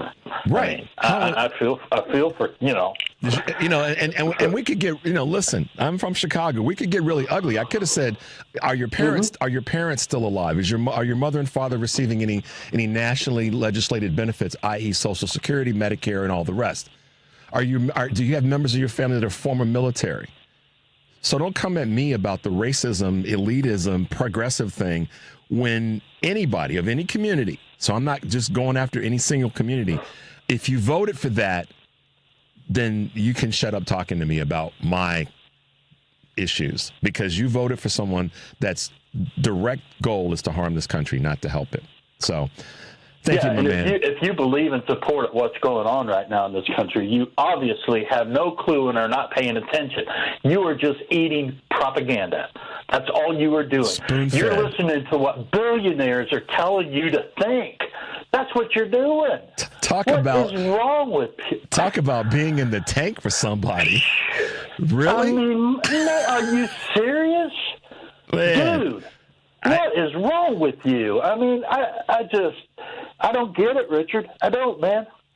And it is, man. It's not even troubling for me. There's a part of me that just so let's back the train up a little bit. First of all, yeah, I know. First of all, Kurt, there is nothing wrong. Let's just be honest for a second. There is nothing wrong with being elite. Let's break the word down for a second. There are elite performers in sports, in business, in politics, in religion. The list goes on and on. Elite, in terms of the definition or word to assign to someone's performance, is a good thing. Let me first start with that. Let's back that train up. Right. If I'm elite in something, I take it as a badge of honor. If someone deems me as being elite in something that I do, I'm thankful and humbled by it. So let's not shy away from the word elite, y'all. Let's be honest for a second. If someone is elite, then they need to be acknowledged for their eliteness in that performance. If they have an elite attitude that's not denigrating somebody else, I don't have a problem with that, because their attitude may be about raising the standard, helping to improve people's lives, making things better for folks that are out there that might need a hand up, need a push, need a little bit of encouragement from an elite-minded, positive-thinking person. So let's not run away from the word elite just because they want to tag us with it to say that there's something wrong with us. I'm not going to do that. But that's not what they're doing. They're attaching a race to it. Oh, right, exactly. Okay. So let's separate this here, because we know the definition of the word and can talk about it, and it's just fine because we're logically thinking individuals. We think in a logical way. Dudes like that, they don't. Yeah. He doesn't know what he's talking about. He could not define the word for you if you asked him. He could not define what DEI means. He could not define what woke means. Go down the list. They don't know the fact. They don't understand anything. They just repeat what they've been told. And here's what a couple people have already sent me this morning, and that is that that particular caller does troll around, and is hell bent on trying to get folks in the state of Illinois to turn red. So, let's cut to the source of the mindset of that person, and that's cool. I mean, at the end of the day, Kurt, I've taken all kinds of hit from inside the the ring and from outside the ring. So I just don't want anybody denigrating. It's been a life story, man. Yeah, and I'm just not going to tolerate somebody denigrating other people and using me as the vessel to do that. I'm not going to let that happen. So, question for you. You posted something the other day. I don't want to steal your thunder. You broke down. Tell folks what you posted, and this is the thing I really wanted to lean into today. You broke down this whole money thing in terms of these $100 billion. You tell the story. I don't want to take your thunder. Well, I've been trying to figure out how to reach people, and I've just, we know there's a sector of people that we're not going to reach. They're going to believe whatever is being done and whatever Trump does. That's just who they are. But a lot of people just don't understand what's happening in this country with this Doge thing and all this. There was first a post that came out that blamed this all on Barack Obama and said that he started all of this. And it's like, okay, yeah, he created an agency, but it wasn't this one. Okay, he didn't bring in an unelected bureaucrat to jack the computer systems and social, it just the stupidity of people is just amazing. But I tried to do some research to break it down. I've watched some different reels and gathered information from different places about this money situation that they're uncovering all of these wasteful spendings and scams and all of this. Well, most of it that they are investigating and discovering and revealing are based on race and DEI. Okay, that's where almost all of this is coming from, everything that they're discovering.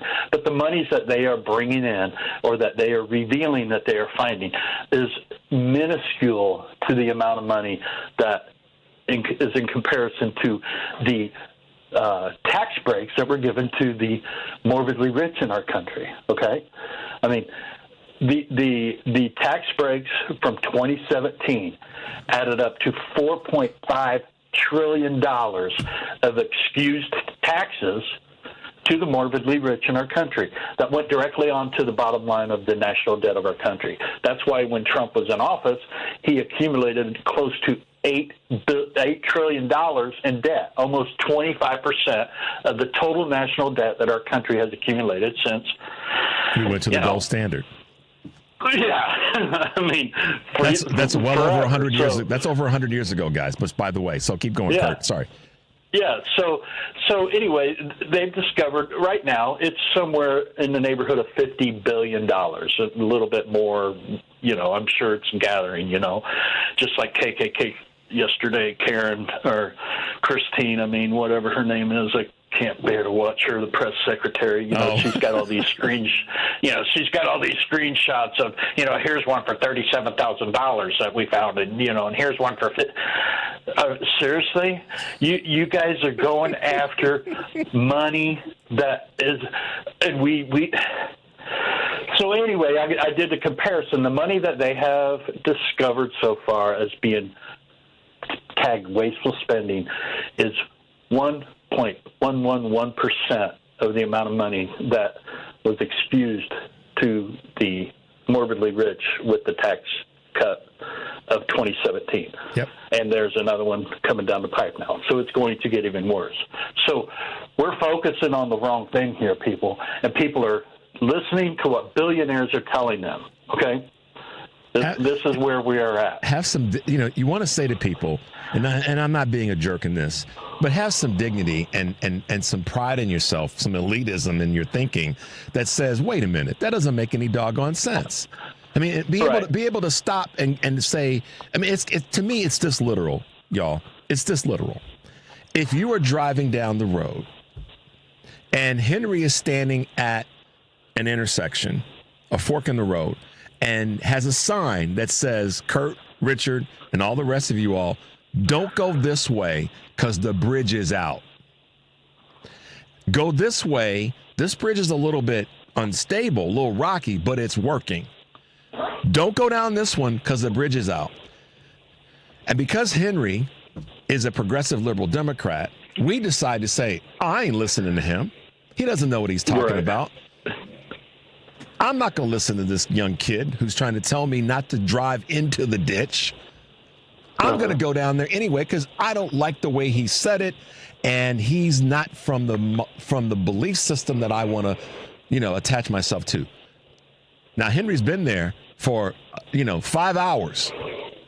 Mm-hmm. And you and I decide to take our happy behinds and drive down the road that he said don't go down. Mm-hmm. That's what's happened, is that people have decided to not listen to the person who has the information, has the true data, has a discernment, and our better interest at heart.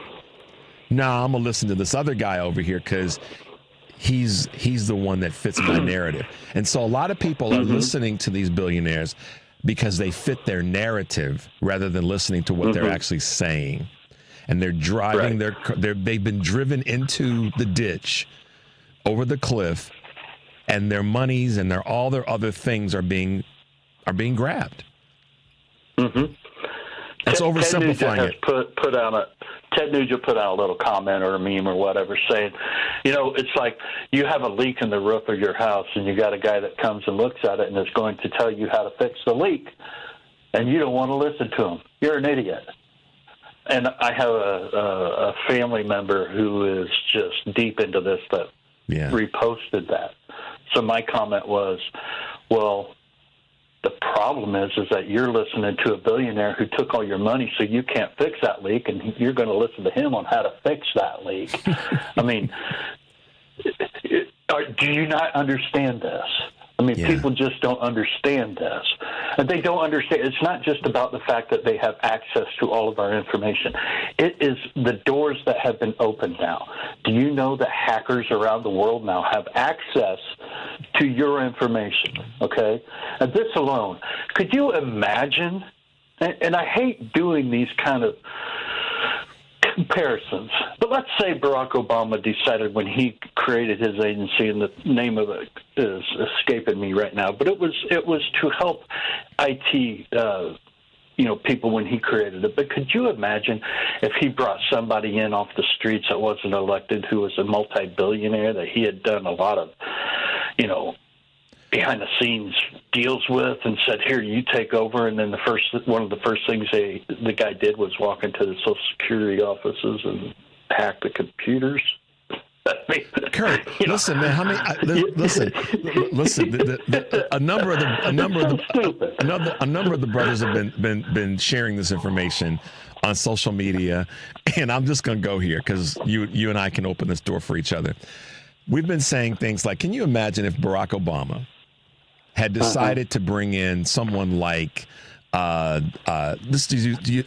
rich black billionaire, and there's a number of them. Mm-hmm. Let's just say he had decided to bring in Robert Smith, who is he's probably the fifth wealthiest black person in the world, the second right.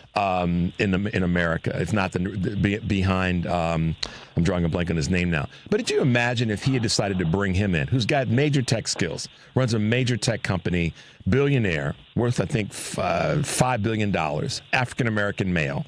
He decided to bring Robert Smith in and say, yeah, Rob, run on down to the Department of Treasury, bring a bunch of your boys with you and go in there and let's see what's what. Can you imagine what folks in this country would have done? And I can tell you for those who listen to today's show saying that I'm hating on black folks in terms of Mayor Adams in New York, there's a whole bunch of black folks that would be equally upset about this as they are about Trump and Musk and Doge. And there's a bunch of white folks that be equally and appropriately upset with that. So it's not about... Why can't you talk about stupid black guys? Why can't you talk about that? Well, I can't, believe me. What's wrong with that? There's nothing wrong with it. Stupid people are stupid people are stupid people. And if it happens to be so to that end, coming back to the point about Trump and that's okay. To Trump and to Musk, I appreciate the fact that you put this piece out because and I want to send people there to make sure that they check it out because the numbers don't lie. How you created this and how you put together this information it's simple. It's easy for those. It's easy for many people to review and to look at and go, okay, he just made it plain. So wrap us up by talking about that one more time, because I want folks to be able to be able to go and find it so they can have a visual and an audio version of something that breaks down what's actually happening with this situation. Yeah, it's on my social media channels, so if you go and find me, you can find the reel. I'm also putting that section that I sent to you out by itself, but it's just basically look for a money bag because that's the part that you want to look at. But again, it's basically just to break this down in the simplest of terms at exactly what is happening with this whole thing with Doge and with Elon Musk, and what they are discovering is not what people think they are discovering. The corruption and all of this that they are talking about is nothing more than deflecting away from actually what the problem is in our country, and that is the elitists.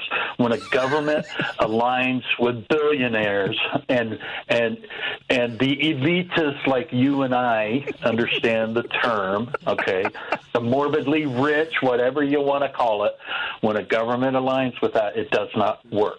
It eventually will fail, because what they are doing is they are destroying the core of the democracy, or within the core of the country that they are supposed to be working for. So anyway, it's just no, it's I wanted you to be able to lean into that again before you and I drove the train into the ditch ourselves. But no, man. The bottom line is there's been a little over $50 billion discovered in false monies, or whatever they want to say, compared to $4.5 trillion of money excused to the morbidly rich. Yeah. That is 1.11111%. It's an infinite number. So, good.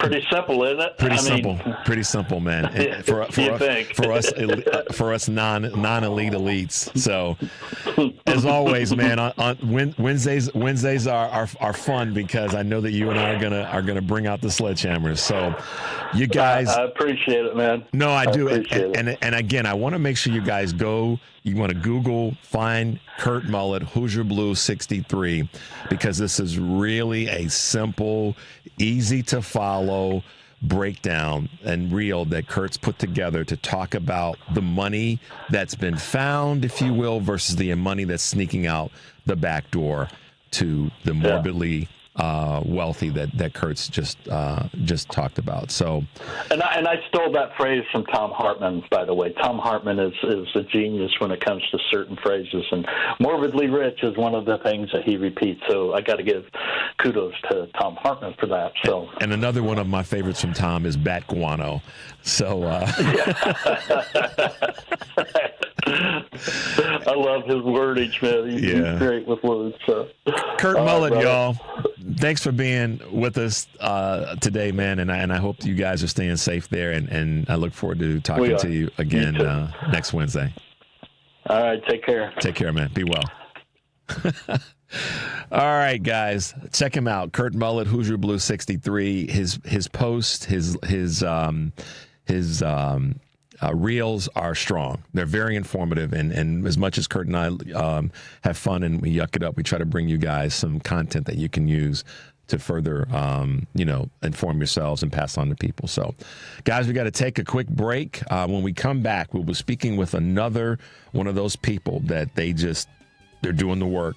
773-763-9278. This is Choose Views, and we'll be right back.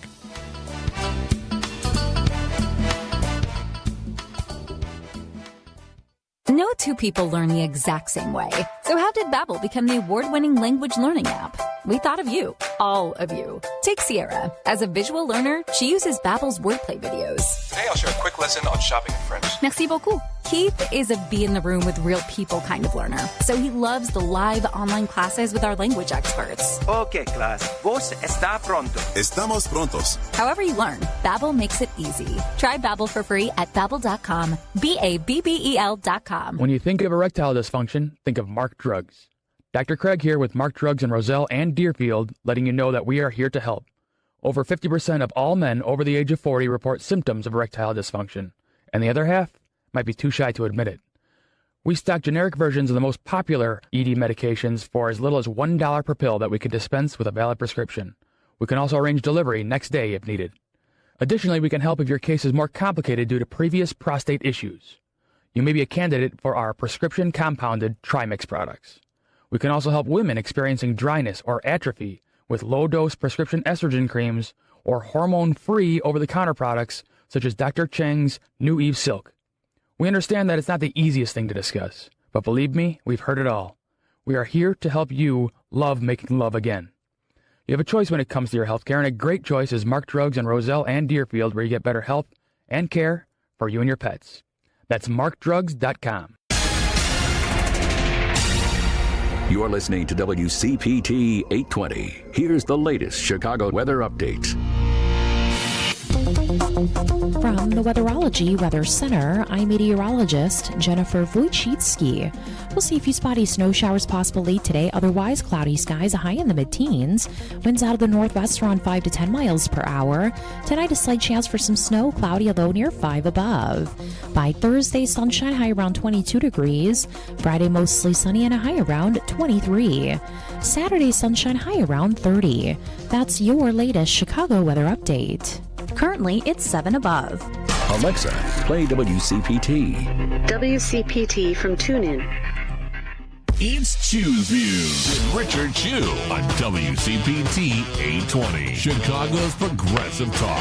Hey guys, welcome back to Choose Views, 773-763-9278. Great to have Lauren Wright with us earlier, talking about wages, and of course our good friend Kurt Mullet talking about where the money's really going. And keeping with that theme this morning, it's always great when you have someone that's spent a few years working with Congress, working with the Senate Committee on Finance, being a litigator, and making her way as senior director of financial regulation for the Center for American Progress. With us this morning is Alexandra, also known as Alex Thornton. Good morning, Alex, and welcome to the show. Good morning. It's great to be here. Thank you. Thank you so much for being with us this morning. I was kind of tipping my hat to you in terms of your work in the past. You spent 10 years with the Senate Committee on Finance, but now as a senior director with the Center for American Progress, you've really been one of the champions that's out there talking about, why we've got to do a better job in making sure that, for lack of better words, our dollars are going in the right direction and being used for the right efforts. That's right. And I think people need to understand what's going on in the federal government right now, because that's your tax dollars that have paid for a lot of the protections that Americans have. And I'm so glad that you're highlighting this. I really am. Well, you are, and I say this when we have a person, and we've had other folks from the center with us, and we appreciate you guys partnering with us and having the time to come on the show. But what I'd like you to do is, a lot of times people can get caught not knowing what a group does or what a person does within a group. Take a moment, Alex, and let our listeners know throughout the country what your role as senior director of financial regulation really means, and what are some of the things that you focus on in your day-to-day efforts. Sure. Happy to. Basically, I follow what's going on with all of the financial regulatory agencies. It's my job to understand what the different agencies do, and also to think about how they can do that better, and to work, oftentimes communicate with members of Congress to make them more informed, because they have a lot that they cover, and so it's helpful to them to have people who can analyze and inform them and educate for them about the different agencies and what they do, and how they're protecting Americans. They want to be informed too when they go back and talk with their constituents. And so we also analyze legislation that's proposed by the other side to help them understand what it actually does, and the harms that it might cause, or provisions that are good where there's the ability to do something on a bipartisan basis. But our goal is to make sure, as much as we can, as much as we have any impact on things, to make sure that what's passed by Congress and what Congress does is promoting an inclusive economy, one that works for all Americans. Can you, and thank you for that, Alex, are you able to, if you see in terms of your review of legislation, of policy, can you bring forward, and you're a litigator, former litigator, but can you bring forward anything to Congress to say, hey, wait a minute, you guys need to change this, or this is not right, or even to use the word fair? Can you take that to Congress and say, you guys need to fix this?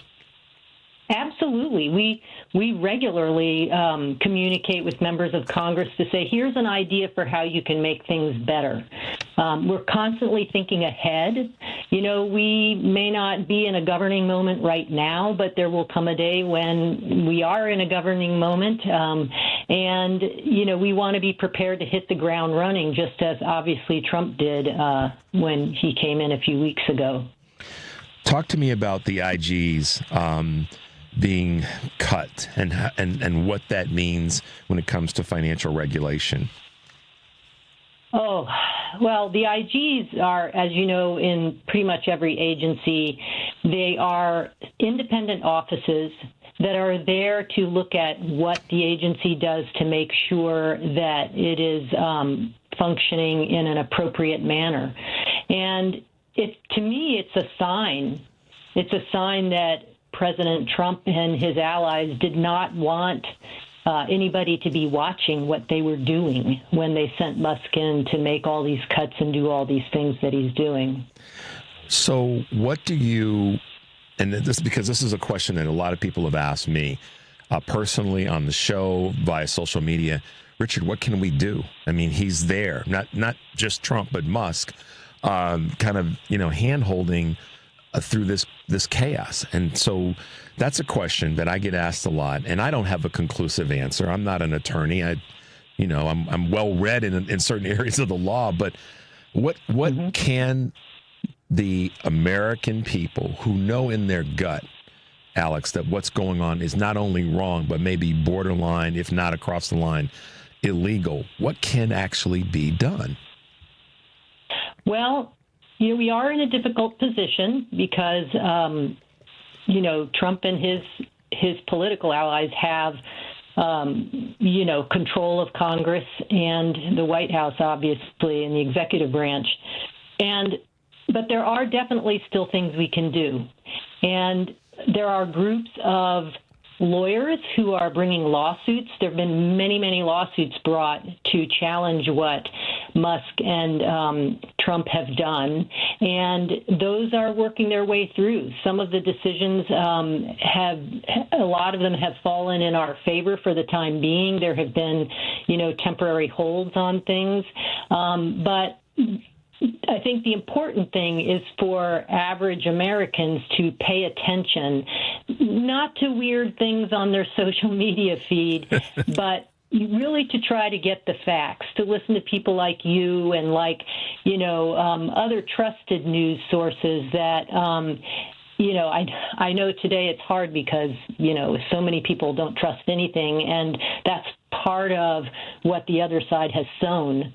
But the important thing is to really try to be informed by people that you trust about what is actually going on and to speak up.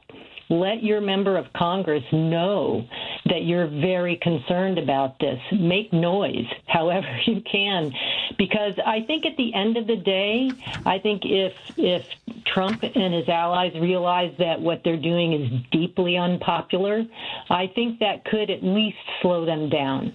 I don't know whether we can stop everything that they do. We probably can't, but we can slow them down. Got it. I think that's really, really important. So I'll ask the tough question, and I'll ask you a fun question. The lawsuits that are there go forward. They go through what I call the hierarchy of our judicial system, and they reach what we've leaned on for decades, the Supreme Court. And the Supreme Court then has an option to either take a case or not. So if they don't take a case, then the lower court's ruling is going to be what the standard ruling is. And the Supreme Court defers and says we're not going to take the case, which they have the right to do. Right.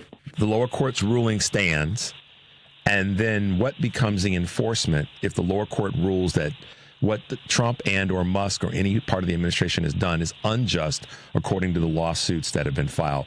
What if they decide not to adhere to the ruling of the lower court, which would in this case be the federal court, right? It depends on what set of cases, but it is a federal court, yes. So what? And go ahead. I'm sorry. It would be probably an appellate court, unless they appealed it from a district court, which I'm not sure that they would do. But the point is that you're asking me, what do you do if Trump doesn't follow the law? Right. And this is kind of unprecedented, and especially on such a broad scale. It would probably result in some sort of a constitutional crisis, meaning that the executive branch would be asserting power that is not permitted in the Constitution. Because the judicial branch of government, we have the three branches of government: legislative, judicial, and executive, which is the president. And the executive is supposed to obey the holdings of the judicial branch. And if the executive doesn't do that, we do have a constitutional crisis. It hasn't. I'm not a scholar of constitutional history, so I don't know whether anything like this has ever happened before. If it has, it's been a really long time. And, I think that there are things that could happen. I suppose Congress could try to impeach the president, but that's not going to happen because, obviously, the Republicans have a majority in Congress. But it's a crisis. It's a real crisis if he decides he's just not going to obey even the rulings of the judicial branch. He's already stepping all over Congress because he's asking administrative agencies to do things that they actually, are under a statutory mandate to do. Congress passed laws authorizing the various agencies to protect Americans from bank scams and all these other laws, and the agencies are carrying out those laws. And he's basically coming in and saying no, you can't carry out those laws, and I'm going to hold on to this money that Congress said it should go to this, that, and the other, and I'm not going to let them spend it on things that Congress has already said they should. So you already have the executive branch walking all over Congress, and if you had, Trump and his allies not following the Supreme Court's rulings or another federal court, that would be a crisis. That would just be a constitutional crisis. I don't know where the map goes from there. I really don't. It depends on, maybe Congress taking action. But as I said, that's not likely. Yeah, and that's the importance. I'm sorry to be a downer this morning. No, listen, I'm asking you because of your expertise, and I think that sometimes we need to hear the real truth from someone that has your expertise and your knowledge as the senior director. And financial regulation is a big deal because so much of what's happening has everything you just said. It was one dotted line from it's tied to finance, it's tied to money, it's tied to tax dollars, right. It's tied to. So that's why you're not. I don't view what you just said as being a downer. It's a slap in the face of reality, and the fix may very well be that the American people have got to your point, stay awake, and this is the fun question I was going to kind of ask you, make some trouble, as John Lewis would say, make some good trouble. Yeah. What's your take on that part of this as part of the solution? Oh, I absolutely think that is the right thing to do.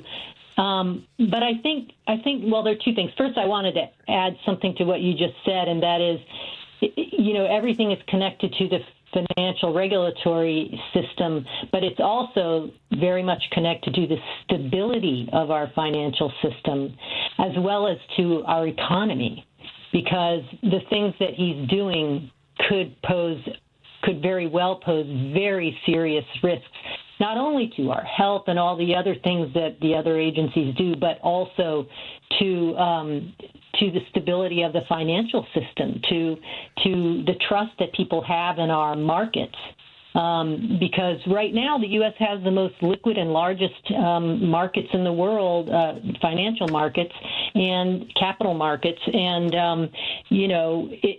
if he undermines the laws that keep it that way, then people around the world aren't going to trust our markets, and they're not going to invest, and that means a drain of investment in the U.S., which could be really detrimental. I don't think people understand how much of our treasury, just our treasuries, the treasury bonds that are issued are held by foreigners, by other countries, by China, by all kinds of countries, and that's okay because they're investing in the U.S. And if they pulled that out, our economy would really be harmed by that. But yeah, making noise is our right, and we actually, I believe, have a duty to make noise when we see things that are wrong in our government. And if people can use whatever skills they have to do that. They can call their congressperson. They can write columns for the local newspaper and talk to their neighbors and talk on shows like yours, and really, help get everyone educated about what's going on, so that I think that if members of Congress, and especially Trump, found that, things were deeply unpopular, he might get worried because, he's kind of narcissistic, right? He really cares. There's the troublemaker, Alexandra. There's your troublemaker bona fides coming out. I knew you had that in you. No, your cold truth is important because I think that allows people to go, okay, here's where we are. I'm going to draw a line in the sand and get to work. And that's what I want people to do. That's what I try to do, is encourage folks that, yeah, we know that it's an uphill fight. It's a big uphill fight, and it's icy. Yep. And then there's no ropes to grab on, but we can't give up. We can't just lay down and let this happen. And that's why the work that you do and the experience that you bring to the conversation is so important. Sometimes that cold slap in the face is what we need to get active and to get out and to be troublemakers and to make some noise. So I appreciate what you're doing, and even more so appreciate your assessment of this and how we can move forward. So what are the things that you're going to be most working on these next few weeks and months? Well, right now I'm really following what's going on at the Consumer Financial Protection Bureau. There's been a lot about that in the news. This is the agency that was created after the 2008 financial crisis, when it was found that, banks and brokers and other financial actors had really done a lot of predatory lending, a lot of mortgages that they shouldn't have been shopping to people. And so afterwards, the Dodd-Frank bill was passed that created, among many other things, it created the Consumer Financial Protection Bureau. And what they found is there were all these consumer protection statutes that protected people when they get a mortgage, when they get a car loan, when they whatever. And so they put all of those under one agency, the Consumer Financial Protection Bureau, or CFPB as we call it. And they basically said this one agency will have its sole purpose is to protect consumers. And over the more than 10 years that the CFPB has been working, it's saved people $21 billion by, they take in complaints and they look at what banks are doing and, all kinds of other institutions, mortgage servicing firms and foreclosure relief services, payday lenders, private student lenders, people who do consumer debt collection or automobile financing. They oversee all these to the extent that they interact with consumers on a financial basis, and they review complaints and they look at what's going on and they provide relief. They have enforcement powers and they provide relief to people. And this is all gone. Yeah. It's gone right now because basically they've stopped everything because they've been ordered not to do any work right now. And as a result, I mean, when you think about the $21 billion, somebody estimated that that's like $4 million a day that the CFPB is currently every day not being able to return to consumers because they're not able to do their work. We need to get them back to work, and people need to tell their members of Congress, please tell CFPB, tell the president that CFPB needs to get back to work. And here's why that's the other reason. And thank you for that breakdown. I use this phrase a lot when I have a guest like you on, Alexandra. I stop taking notes and I just listen because what you're saying, what went through my brain is none of what you just described is focused on a red state or a blue state or a red voter or a blue voter or a non-voter. That's right. That's focused on, because everybody can be affected by those things that the organization has been designed to help protect people from. It's protection from those frauds and abuses. So That's right. You're super busy. And the CFPB has helped people across all 50 states. There's been no red and blue. They've helped. We have fact sheets on our website. They're about a year out of date now, but they're fact sheets about all the different things that the CFPB has done across all 50 states. That's amazing. That's right. Well, listen, we're going to have you back if you are so inclined to take some time out of your busy morning, because what you do is important because it allows folks to be informed. And I appreciate the hard work that you and the folks at the Center for American Progress have put in. And I'm grateful that you would take some time with us this morning. Let folks know, Alexandra, how they can find you. At AmericanProgress.org. AmericanProgress.org. Fantastic. Well, thanks for being with us this morning. We appreciate you taking some time out. We'll have you back to talk more about where we are and kind of let folks know it's okay to be a troublemaker. Yes. Thanks very much for having me. All right, Alexandra, have a great day today. Thanks, you too. Bye-bye. Okay, guys, deep breath on that one. Lots of information, lots of content, and in my opinion, she wasn't being a downer. She was giving us information we need to know to take action. So reconfigure that in your brain if you can. And I meant that respectfully. She was providing us with knowledge, and knowledge can help us as we move forward through this craziness. All right, Henry, let's take one quick call, and then we'll work on wrapping up the show. Let's go to Ernie. Ernie, good morning. Welcome to Choose Views. Yes, sir. Thanks for taking my call. It's a show I saw, Face the Nation on Sunday, and it was about a week ago that when Trump started to cut all the different programs, and I'm sorry I forgot the initials for the one where we send food and medicine to different foreign countries. USAID. And the gentleman that they had on Face the Nation, he works for that outfit, that department, for 10 years. Mm-hmm. And so he was being interviewed. And along the way, the narrator was asking about corruption and fraud and different stuff. And that gentleman said that 40% of there is no corruption. He said 40% of their workforce investigates that kind of stuff. So my question to anybody, what outfit or what department, I don't care where it's at, your school, your church, your government, has 40% of its workforce looking into misuse of funds. Which, would you say, Ernie, is a good thing that part of the organization that you are part of is making sure that you aren't misusing the monies that you're supposed to use? No. And I hate to do that because then I'm judging people, and I don't want to use the word.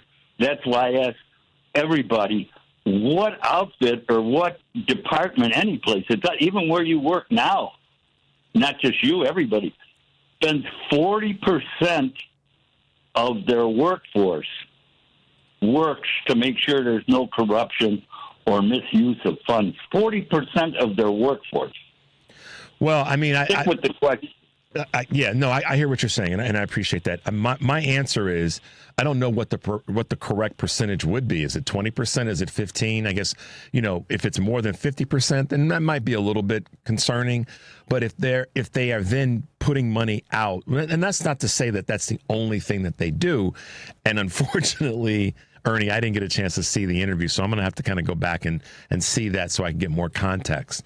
But if their goal is to reduce fraud and abuse inside of an organization and to audit themselves, I don't think that's a bad thing. I think the question is what's the right percentage? I think that's what we can probably agree on. I don't know what that number is. But at the same time, we've got to look at this and say, is the organization ultimately helping people and making sure that people are being fed and being taken care of in areas where they need it? And I think that's also got to be part of that question when we talk about the self-audit. So, Ernie, thank you for the contribution. Thanks for the question. And I've got a little bit of homework to do to find out a little bit more about this interview, but I put it in my notes as something to check into, okay? Thank you. Thanks, Ernie. I appreciate the call. He makes a good point. I mean, what is 40% too high? We don't know. And what is it is that the only thing that they do? So I don't want to dive into that deep end of the pool without knowing more about the actual interview. I'm not tap dancing. I don't know. So I'll be the first to say I don't know. But what I do know is we had some great guests this morning. Alexandra Thornton, Senior Director, Financial Regulation with the Center for American Progress. Check her out, guys. Check her out. She's doing great work. Also, it was nice having my man Kurt Mullet with us today. Go to his socials because he's got a great breakdown and reels of the money, the tax money versus the money that they say that they're finding. Talk about auditing. And then earlier in the show, we had Lauren Wright with us this morning talking about living wages and thriving communities. So check out Lauren. They've got an event down in Springfield next Wednesday, the 26th, and we'll probably have her on again after that to talk about their rally. Democrats should fight back with an aggressive, fact-based counter-narrative every single day. That's what you got to do, guys, and that's what we want to hopefully inspire you guys to do. And even Alexandra said that. Make some trouble. Make your voices heard. And with that, we will say, as we always do, take a deep breath. Make your life count. We'll see you tomorrow.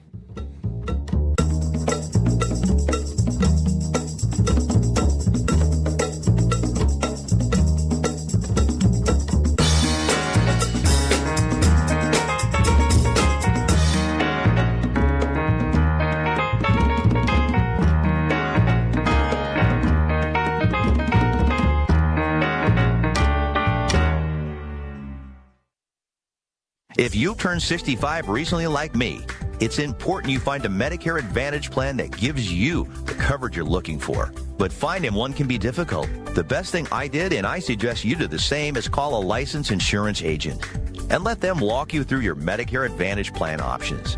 There are so many benefits you have access to, so make the call now and let the representatives explain everything to you. Our licensed insurance agents can offer you a variety of Medicare Advantage plans. Plus, the call is free, the information is free, and there's no obligation to enroll. We're here to make it easy for you to select a Medicare Advantage plan that may work for your needs. Finding a Medicare Advantage plan can be easy if you do what I did. Make a quick call right now to learn more. Thank you. 800-365-6